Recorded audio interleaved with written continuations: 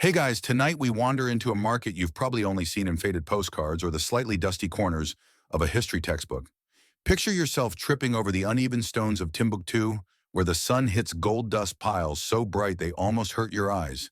And the air smells faintly of dried dates, camel sweat, and something suspiciously like cinnamon. Or maybe that's just the sand. This, you understand, is only the beginning. The Mali Empire's gold dust markets are a delicate choreography of human ambition, ritual, and ink-stained fingers. The bureaucracy may seem tiny, mere scribbles in jars, but in reality it controls the flow of wealth, the trust between merchants, and the very heartbeat of a city that once held the world's gold in its hands. Even foreign traders observe these sessions with awe. They quickly learn that success in the market depends not just on wealth, but on respect for procedure, attention to detail, and the quiet understanding of rituals that govern behavior. You watch as a Moroccan merchant bows slightly after a judgment, a small gesture of compliance that preserves trust.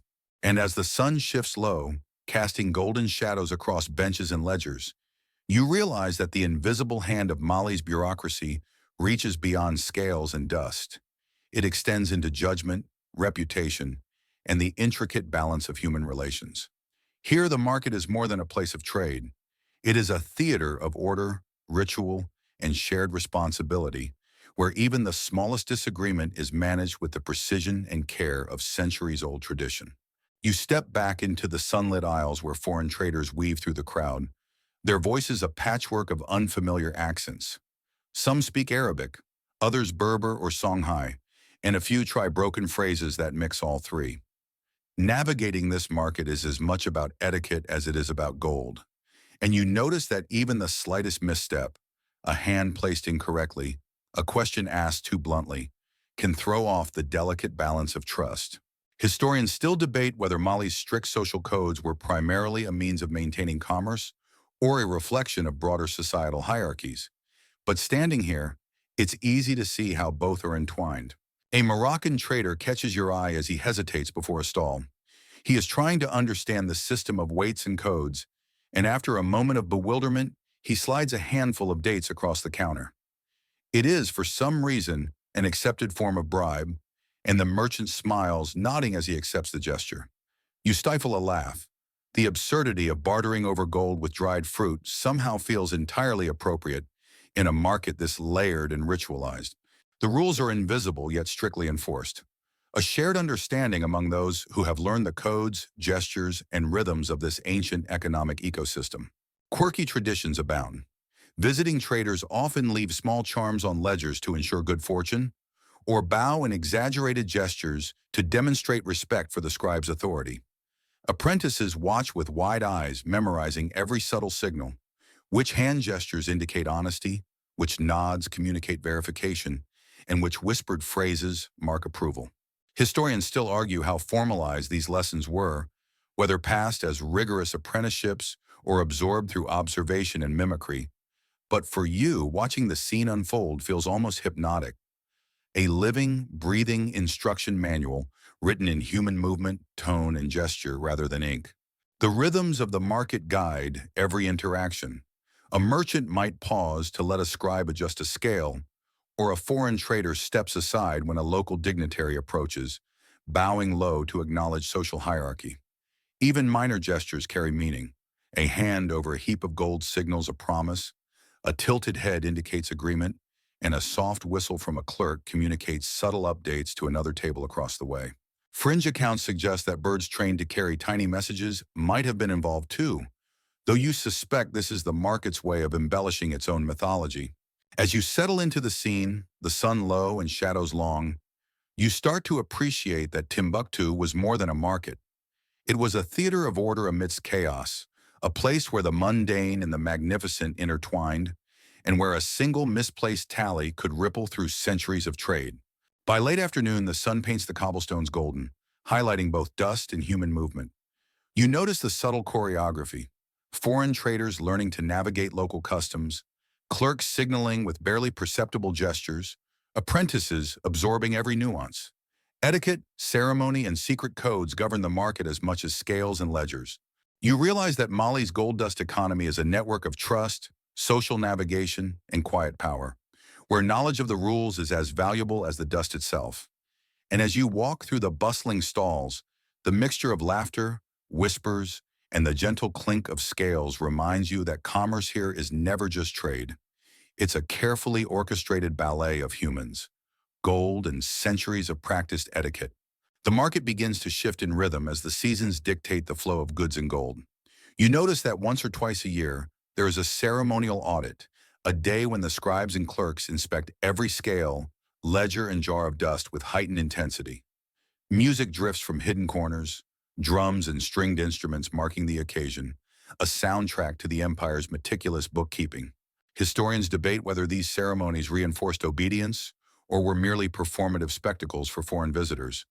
But standing here, you sense a deeper purpose, a ritual that synchronizes human effort with the pulse of trade itself.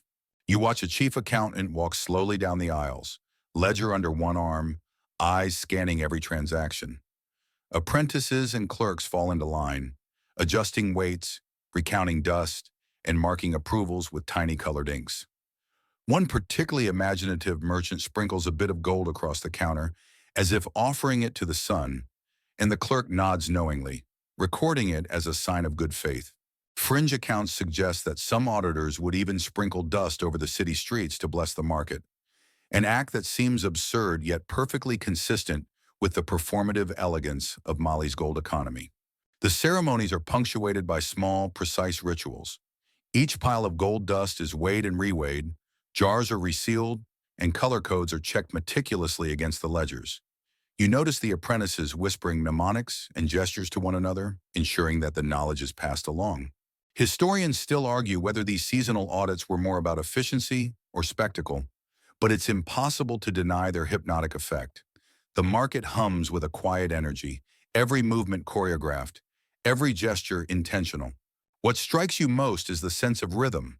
Even the music seems to match the flow of transactions, the soft tapping of scales and quills, keeping time with drums in the distance. Traders perform small, ritualized bows to acknowledge authority and cooperation. A foreign merchant hesitates, unsure of the proper etiquette, and an apprentice subtly guides him with a hand gesture, teaching through touch and subtlety rather than words. It's a marketplace alive with sensory cues, a blend of commerce, ceremony, and community, where the empire's wealth is as much about human interaction as the gold itself. You step further into Timbuktu, the air shimmering with heat and the faint tang of metal from countless coins. Though most of the wealth here is measured not in coins but in tiny glittering flecks of gold dust. Camels lurch along narrow streets, their padded feet leaving prints in the dusty ground, and you dodge baskets brimming with dates, grains, and oddly fragrant clay pots. By evening, the light softens, casting long shadows that stretch across jars, ledgers, and scales alike. You notice that the ceremonies, with their music and meticulous audits, do more than regulate trade. They bind the market together, creating a shared rhythm that transcends language, culture, and distance. The ceremonial sprinkling, the color-coded dust, the music, and the precise gestures all reinforce trust, accountability, and a quiet sense of order. Mali's gold dust markets, you realize, are not just a site of trade. They are a living ritual, a choreography of wealth, human ingenuity, and the gentle pulse of a civilization that understood the magic hidden in meticulous practice. You notice subtle currents beneath the market's surface, hidden hierarchies that dictate who moves, speaks, and touches gold. Not all power is obvious. Some assistants and apprentices wield influence quietly, through knowledge, observation, and tiny signals that outsiders would miss entirely. Historians still debate how these invisible chains of command operated, whether formalized or purely based on experience. But as you watch, it becomes clear that knowing the right gesture at the right moment can be as powerful as owning a heap of gold dust. Apprentices scurry from stall to stall, delivering messages, checking scales, and memorizing codes. Some fringe accounts even suggest that secret signals were passed to each other using trained birds or small musical notes, though it's difficult to separate legend from reality.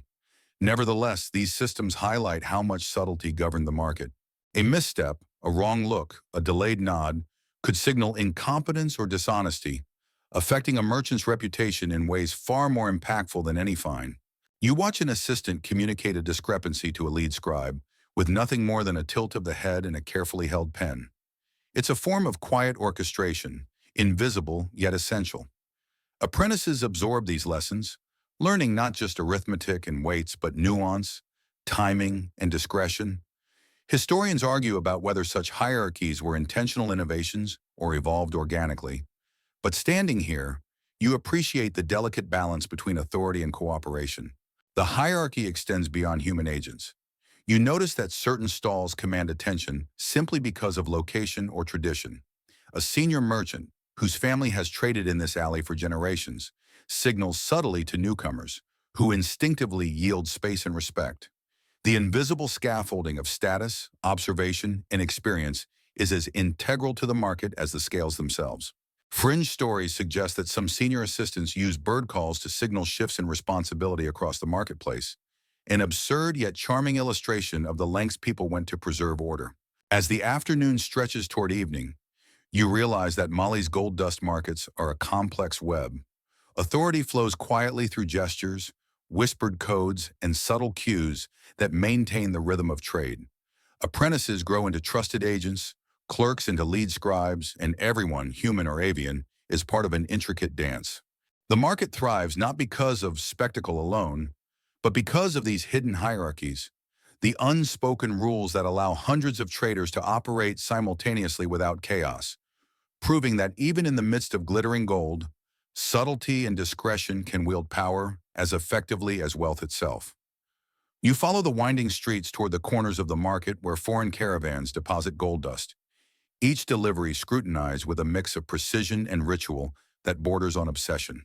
The city hums with the muted cadence of commerce, a rhythm that's older than any building here, and somehow, despite the chaos, it all feels orchestrated. Historians still argue whether Timbuktu became famous because of religion or commerce first, but as you squint at the sun-bleached walls, it's easy to see that both forces pulled the city into a kind of golden gravity. Every sack, jar, and gourd is checked, measured, and recorded in intricate ledgers. Historians still argue whether the process was primarily about security or spectacle, but standing here, it seems both. A meticulous ballet that reassures locals and visitors alike that the wealth of Mali is in safe, disciplined hands. The clerks work with near-religious focus, dipping quills into ink and recording even the smallest grains. Fringe accounts whisper of scribes counting dust with magnifying lenses and tiny tweezers, a painstaking practice that might seem absurd, yet conveys the seriousness of every transaction. You can almost feel their concentration radiating through the air, a mix of authority, ritual, and quiet pride. Each gesture, each mark on parchment, transforms the mundane act of counting into a performance of trust and control. Caravans arrive with drums signaling their approach, a method that might sound theatrical, but functions as a practical alert to prepare clerks and merchants for inspection. You notice camels shifting uneasily under sacks of dust, their handlers murmuring reassurance in low rhythmic tones. Apprentices scurry between stalls, balancing their attention between ledgers, scales, and the precise arrangement of gold, absorbing lessons in subtlety, patience, and authority. Historians debate how much of this choreography was spontaneous versus ritualized, but the effect is hypnotic. Every movement seems predestined, every gesture meaningful. Some traders practice small, idiosyncratic rituals to ensure the integrity of their dust, spinning jars in circles, tapping scales gently, or lightly shaking gourds as if coaxing the particles into alignment. You smile at the quaintness, yet can't deny its efficacy. Fringe tales even suggest that the particles themselves were trained over time, settling differently under skilled hands, a charming metaphor if nothing else. Observing it all, you sense the invisible architecture of control, the meticulous web of rules, gestures, and rituals that hold the market together. As the sun dips lower, shadows stretch long over ledgers, jars, and the dust-laden ground. You realize the caravans, clerks, apprentices, and merchants are all participants in a living system. One built not just on gold, but on observation, discipline, and centuries of perfected practice. Mali's gold dust markets are not merely places of commerce. They are theaters of trust, intricate choreography where wealth and bureaucracy intertwine seamlessly. Even a casual observer like yourself feels the rhythm, the pulse, and the quiet hum of an empire's heartbeat measured in tiny flecks of gold. You step back and take in the final stretch of the market as dusk settles over Timbuktu. The air thick with the combined sense of dust, spices, and the faint metallic tang of gold.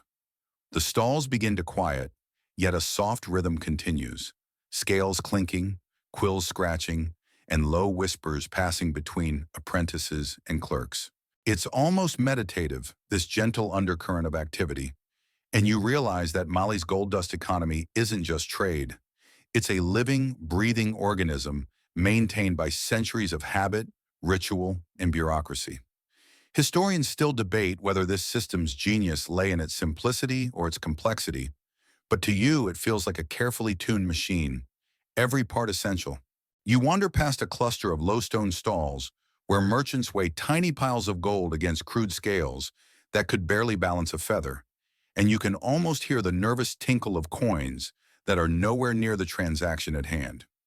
The caravans that brought this gold dust arrived from distant lands, trudging for weeks across the Sahara with nothing but the stars to guide them. You notice clerks closing ledgers with deliberate care, ensuring that every mark, note, and code is properly aligned. Some jars are sealed, some scales carefully packed, and apprentices scurry to deliver last-minute records to senior merchants. A fringed tale drifts into your mind.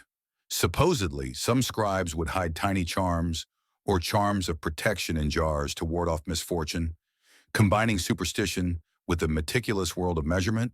You chuckle softly at the thought, the blend of logic and ritual perfectly emblematic of this place. As the final merchants collect their belongings and prepare to return home, you can sense the invisible web of oversight still in place. Tax collectors have made their rounds, senior clerks have verified ledgers, and apprentices carry home lessons that will shape the next generation of trade. Even shadows seem to participate, stretching long across jars, scales, and dust, creating a latticework of form and function. Historians argue about whether this careful orchestration was unique to Mali or mirrored in other great African empires. But standing here, the answer feels self-evident. The system is timeless in its elegance. You watch one last transaction. A small pile of gold dust is weighed, verified, and recorded. The merchant bows subtly, the clerk nods, and the exchange is complete. It is mundane yet profound, a microcosm of an empire's power, trust, and human ingenuity, distilled into flecks of gold. You feel a rare sense of calm as the market settles into twilight, the gentle hum of bureaucracy fading into quiet night sounds. Even the camels, restless earlier, are finally at rest, their breaths mingling with the evening breeze. Here in this convergence of dust, ink, and ritual, you understand the true marvel of Mali's gold dust markets. They are maintained not by force alone, nor by spectacle, but by countless small acts of observation, trust, and meticulous care. And as the night stretches across Timbuktu, you carry the rhythm of the market with you, the soft, almost imperceptible heartbeat of an empire measured in tiny flecks of gold. The invisible bureaucracy that kept wealth and trust flowing across the Sahara for centuries. The marketplace has quieted now, and you drift through empty streets where the scent of dust and gold lingers like a soft memory. The sunlight has faded entirely, replaced by the gentle glow of dusk and the first hesitant stars. You feel the hum of the city settle into a lull, a pulse beneath the stones and the walls, steady and reassuring. The clink of scales, the scratching of quills, and the whisper of dust have faded, replaced by the soft rustle of night winds and the distant lowing of camels resting in their pens. Every small act you witnessed, the careful weighing of gold dust, the precise gestures of clerks, the coded signals between apprentices, feels suspended in this gentle darkness. It is as if the market itself exhales, releasing the accumulated tension of a day spent managing wealth, trust, and human expectation. You can imagine the sagging humps of camels, laden with sacks of yellow dust and woven baskets of salt, moving slowly but surely toward these streets, their legs kicking up fine clouds that smell faintly of musk and sand. Traders from Morocco, Egypt, and beyond converged here, each speaking a mix of Arabic, Songhai, and a smattering of Berber dialects, negotiating with hand gestures that were as precise as the balances in front of them. You can almost imagine the whispers of centuries past, of merchants and scribes performing their rituals under the same sun, in the same alleys, guided by the invisible hand of meticulous order. Even the quirks, the whispers, and the tiny superstitions, the twirling of gourds, the charms hidden in jars, seem softened now, like gentle brushstrokes in the vast painting of history. And you realize slowly that the gold dust, the ledgers, and the bureaucracy are more than commerce. They are a story of human ingenuity, of rhythm, patience, and the quiet bonds of trust that sustain civilizations. Mali's markets are at rest, but the lessons linger, that careful attention, ritual, and the smallest gestures can carry weight beyond their apparent size, shaping lives, economies, and legacies. You feel your own breath slow, your eyelids heavy, as the city hums softly around you. The markets, the clerks, the apprentices, and the gold dust all fade gently into the night, leaving only a warm sense of wonder and calm. The rhythm you've carried with you throughout this journey slows, softens, and blends into the quiet night, lulling you gently toward rest. A quirky detail catches your eye. Some merchants would sprinkle a pinch of gold dust onto a sheet of parchment as a way to signal that the deal was complete. It sounds ceremonial, almost magical, but it was an accepted custom, a small spark of theater amid strict commercial codes. And it works. You see the trader nodding, the other one tipping his turban, and the exchange is sealed, a golden handshake without hands. You wonder if the gold whispers secrets to those who handle it too long. Or maybe that's just the soft wind stirring the grains into tiny sparkling storms. Behind the stalls, scribes crouch over scrolls of parchment, making meticulous notes. Every transaction, every measure, every exchanged grain of gold is recorded. You notice the tiniest smudges on one clerk's ink-stained fingers, and for a moment you feel the weight of responsibility on your own hands, imagining the chaos if even a single pile was miscounted. It's tempting to dismiss it as bureaucracy, but these records govern more than wealth. They protect reputations, settle disputes, and maintain trust across cultures and continents. Historians still debate whether this meticulous record-keeping arose purely out of practicality or if it carried a performative aspect, meant to awe visiting traders into obedience. Merchants shout over the clatter of scales, their voices punctuated by the occasional bray from a camel who, let's be honest, has zero interest in global commerce. You probably won't survive this, at least not in the way you think, because in your imagination, a market seems straightforward. But Mali's gold dust economy runs on paperwork, secret codes, and ledger rituals that would make a modern accountant weep into their coffee. And the markets are alive in other ways too. You hear the distant call of a muezzin blending into the soft hum of merchants bargaining. Somewhere a child chases a goat along the wall, slipping between the legs of camels and the low carts piled high with grain. A Moroccan trader frowns as he tries to communicate in clumsy gestures, eventually offering a handful of dates in place of coins, a bribe that, oddly, works. You smirk, thinking about how negotiation never really changes, whether you're bartering over gold dust or a slightly overpriced coffee in your local cafe. By mid-afternoon, the sun paints long shadows over the cobblestones, and you notice that every gold-laden counter has a tiny assistant hovering nearby. They're scribbling notes, adjusting scales, sometimes whispering into the ear of the lead merchant. These assistants are more than helpers. They are the first line in a bureaucracy that is both invisible and omnipresent. Without them, the market would collapse into disorder, and yet you almost forget their presence because it all flows so naturally, like a river carrying gold instead of water. The rise of Timbuktu, you realize, wasn't just about caravans or rivers. It was about systems. Tiny, precise, and often invisible systems that kept the wealth flowing, the peace intact, and the magic of gold dust alive. You linger near a cluster of low tables where royal accountants, the scribes of the Mali Empire, are crouched over their ledgers, quills scratching softly across parchment. Their robes brush the dusty ground as they shift from one heap of gold dust to another, recording, calculating, and occasionally shaking their heads in quiet frustration. These scribes are the quiet backbone of the empire's wealth. Historians still argue whether their meticulous accounting was born from necessity or from a desire to display imperial order to visitors who might otherwise scoff at the city's chaotic appearance. Either way, their presence transforms the market into something more than haggling stalls. It becomes a stage where precision, secrecy, and ritual intersect. You watch a clerk dip his quill into ink and then dab it into a tiny pile of red-dusted gold. Each color represents a different source: river gold, mined gold, and dust traded from distant regions. It's almost like a secret code, and you can't help but think, if only spreadsheets existed back then.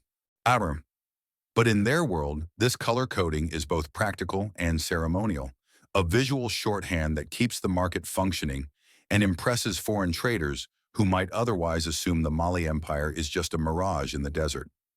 Oddly, some scribes even keep tiny diagrams in the margins, resembling what you'd expect from a child's doodle, but they signify units, ownership, or even minor debts, details that could spiral into major disputes if overlooked. The quirky parts of this bureaucracy are irresistible. Some clerks use tiny gourds, hollowed and polished, to measure precise amounts of gold dust. They shake the gourds gently, listening for a sound that indicates the correct quantity, a method that looks absurd to an outsider but is shockingly accurate. You wonder if the gold whispers secrets to those who handle it too often. Or maybe the sound is just the settling of centuries-old superstition blending with practicality. These small, idiosyncratic methods make you smile. It's easy to imagine a scribe muttering to himself, "If I mismeasure even a pinch, the empire will collapse, or at least my reputation will." So, before you get comfortable, take a moment to like the video and subscribe, but only if you genuinely enjoy what I do here. And hey, while you're at it, post your location and the local time. I'm curious if anyone is reading this from somewhere equally as hot and sandy, or freezing, because history is unfairly global like that. Now, dim the lights, maybe turn on a fan for that soft background hum, and let's ease into tonight's journey together. You glance around and notice the hierarchy at play. There's the lead accountant, who doesn't just count gold, but ensures the smaller clerks follow ritual and protocol. The assistants, often barely more than adolescents, pass the gold dust, shake scales, and memorize codes. Some even carry small whistles to signal changes in the market, like a conductor keeping the orchestra of gold in perfect rhythm. Historians debate how formalized these signaling systems really were, with some suggesting they might have been exaggerated stories told to impress foreign envoys, while others insist they were an everyday part of operations. Either way, it adds to the sense that the market isn't just a place of trade, it's a carefully choreographed ballet of numbers, dust, and human vigilance. A fringed tale floats through your mind.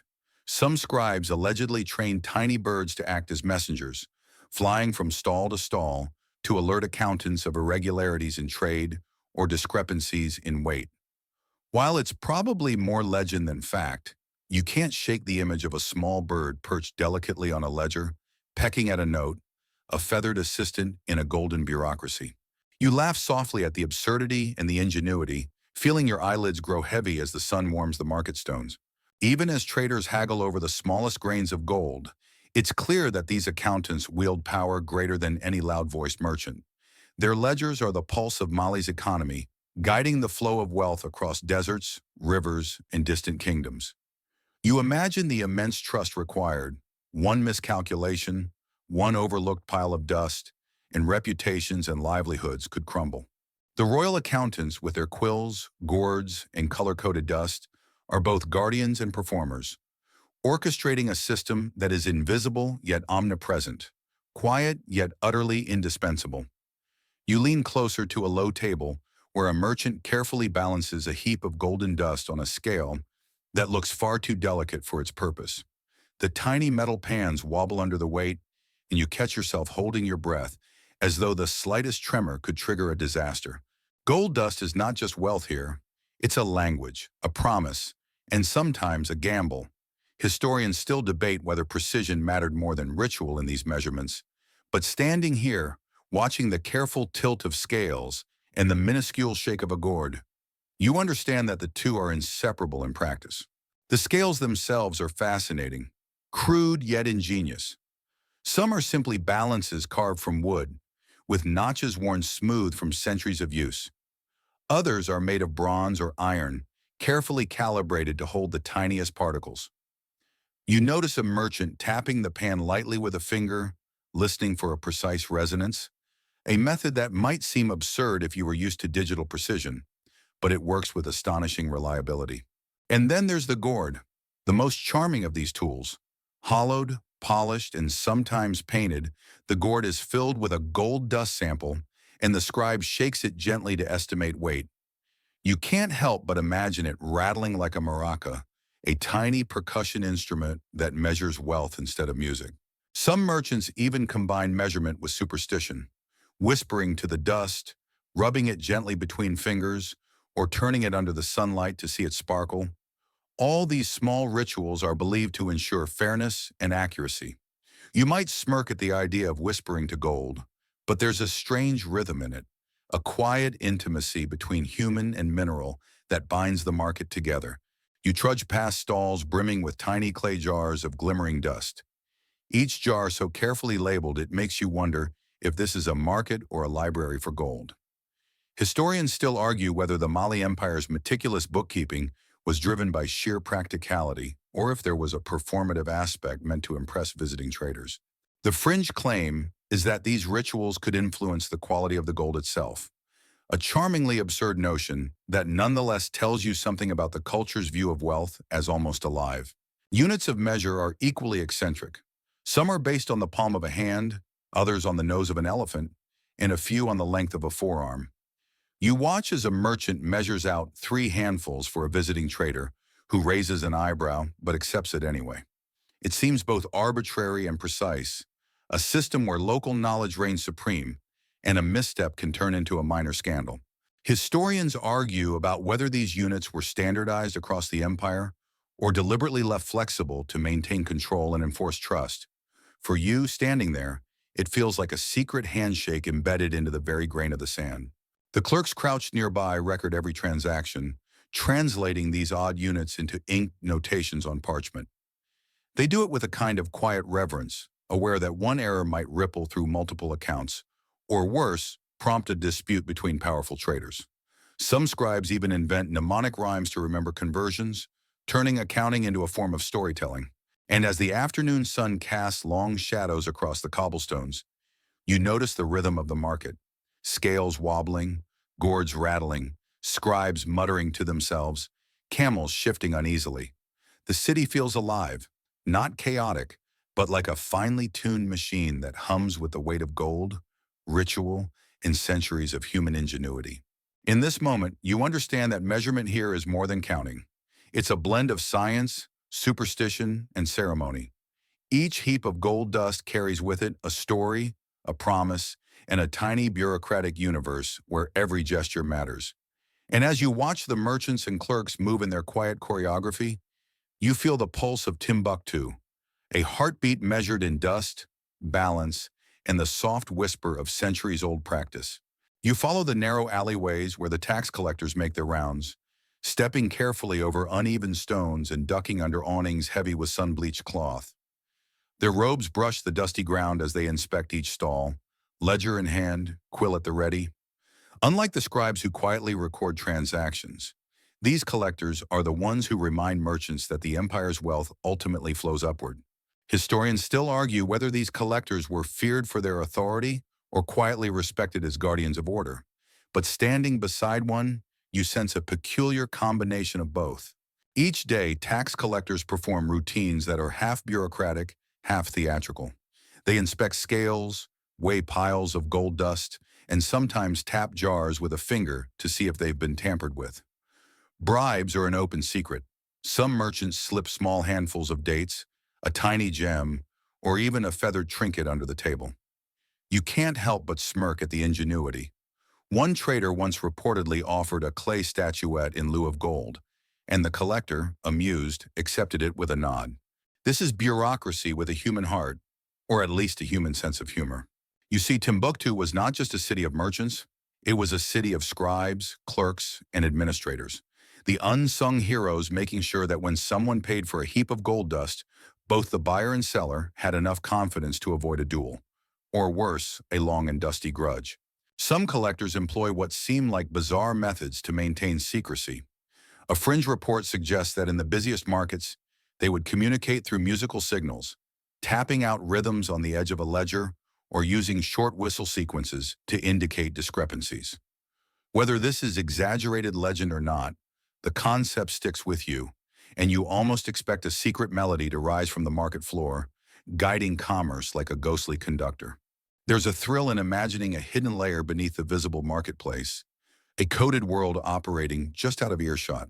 The routines are surprisingly structured.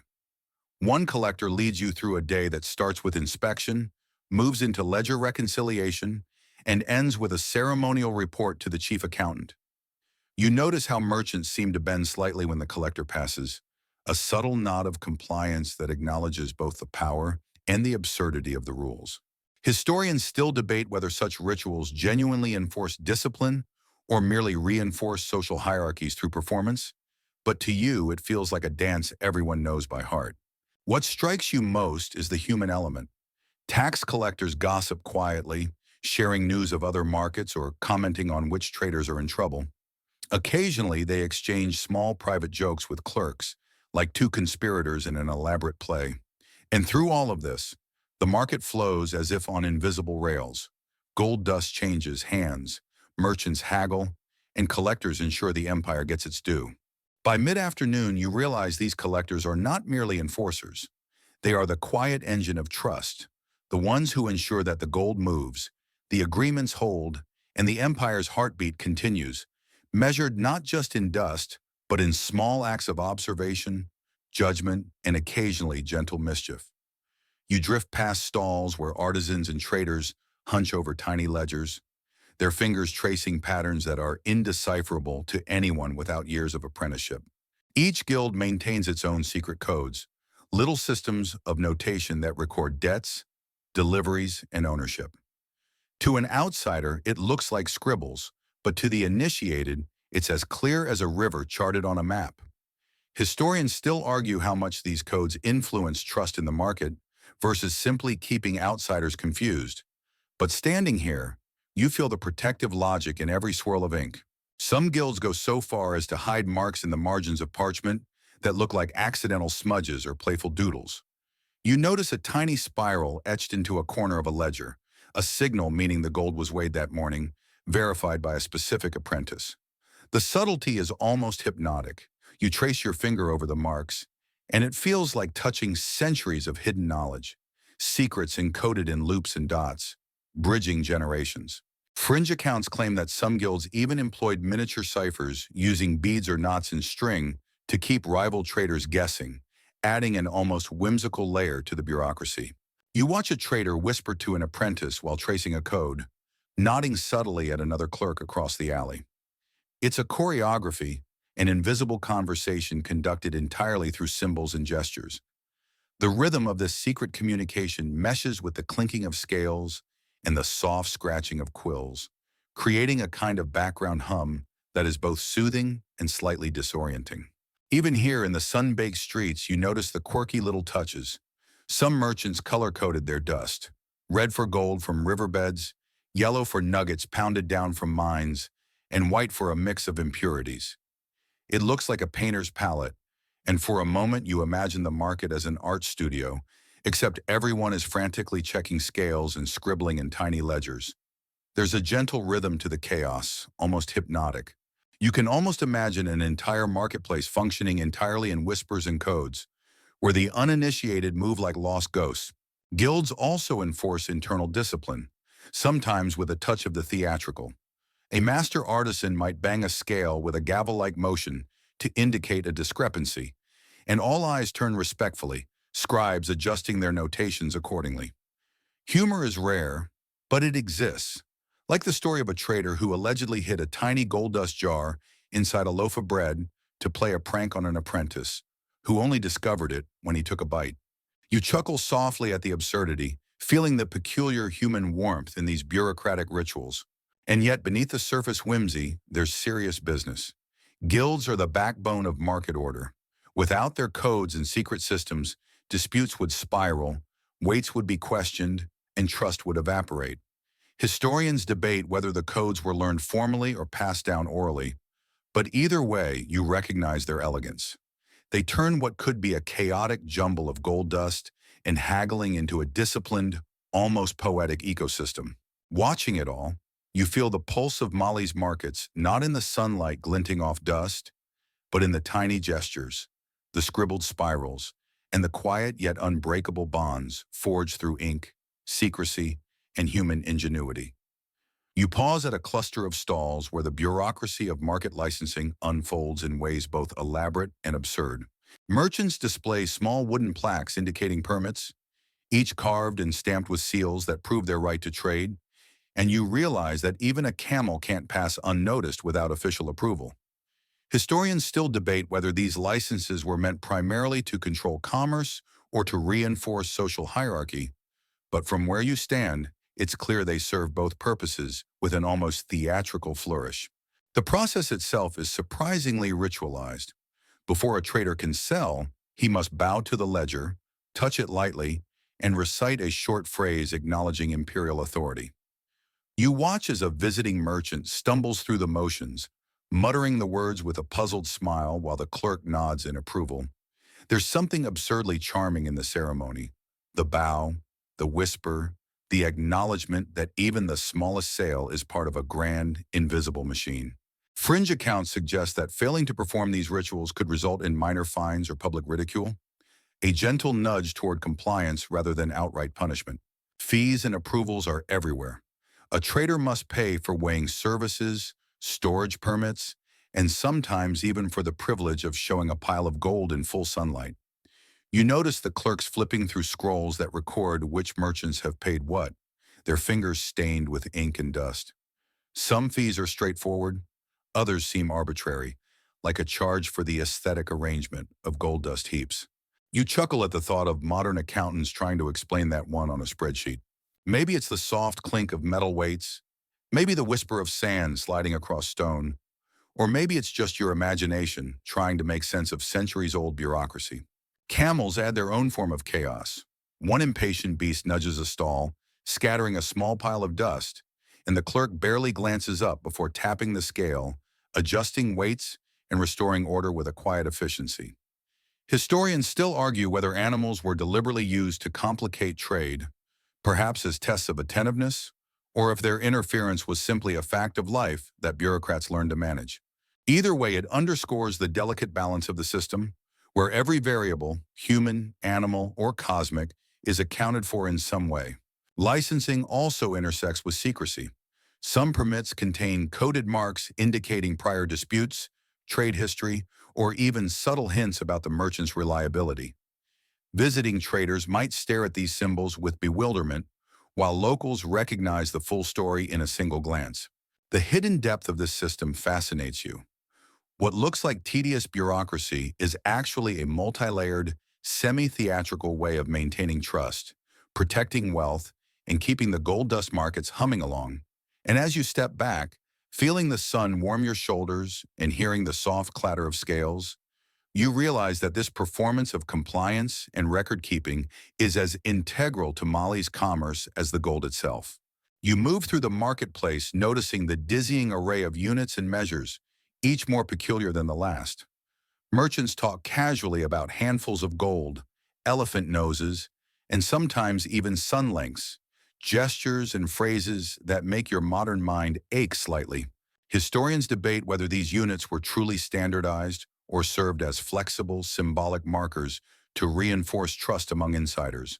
But as you watch a clerk measure 3 elephant noses of gold into a clay jar, it becomes clear that the system works beautifully in practice, if not on paper. The sheer inventiveness of the measures is mesmerizing. One trader places a pile of gold against a carved wooden rod, then lifts it to eye level, murmuring numbers under his breath. Another counts dust by letting tiny grains fall through the fingers, estimating weight by feel alone. It seems absurd, and yet it's precise. Some measures rely on natural references, the width of a forearm, the span of a hand, or the depth of a camel's hoofprint in sand. These unconventional units give the market its rhythm, an almost musical cadence as clerks and merchants translate these ephemeral quantities into agreed-upon value.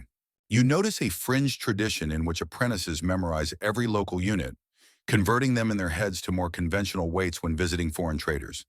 The mnemonic techniques are elaborate. Jingles, rhymes, even hand gestures to remember how many handfuls equal a palm or how many palms make a sun length. You watch a young clerk wave his fingers in a subtle, complicated pattern that might seem like a dance to an outsider, but each movement signifies a precise calculation, a secret only the guild knows.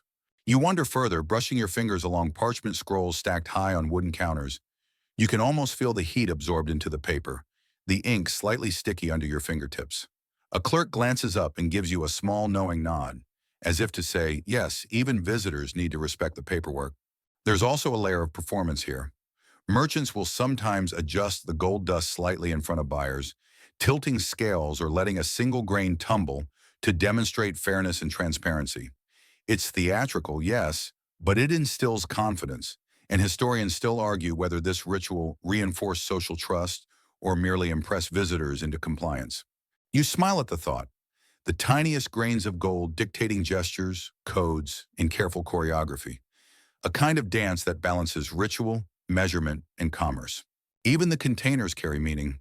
Gourds, jars, and woven baskets are not simply vessels. They are calibrated, labeled, and sometimes painted with symbols that encode weight, source, and ownership. Whispered claims suggest that some traders even spoke softly to their containers, encouraging luck or divine favor over their precious contents. You shake your head with a quiet laugh at the thought, the market both sensible and whimsical at once. Every measurement, every unit, every subtle gesture carries the legacy of a meticulous system that has survived centuries of sandstorms, trade, and human error, an invisible framework holding the dazzling world of Mali's gold dust markets together. You follow a narrow passage toward the storage areas, where piles of gold dust are tucked into clay-sealed sacks, jars, and low wooden chests. The air here carries a faint metallic tang, mingled with the earthy scent of clay and straw, and you feel as though you've stepped into a secret chamber beneath the market itself. Historians still debate whether these storage rituals were primarily practical or performed to instill confidence among traders, but you can see that every gesture, the careful sealing, the stacking, the labeling, serves both purposes simultaneously.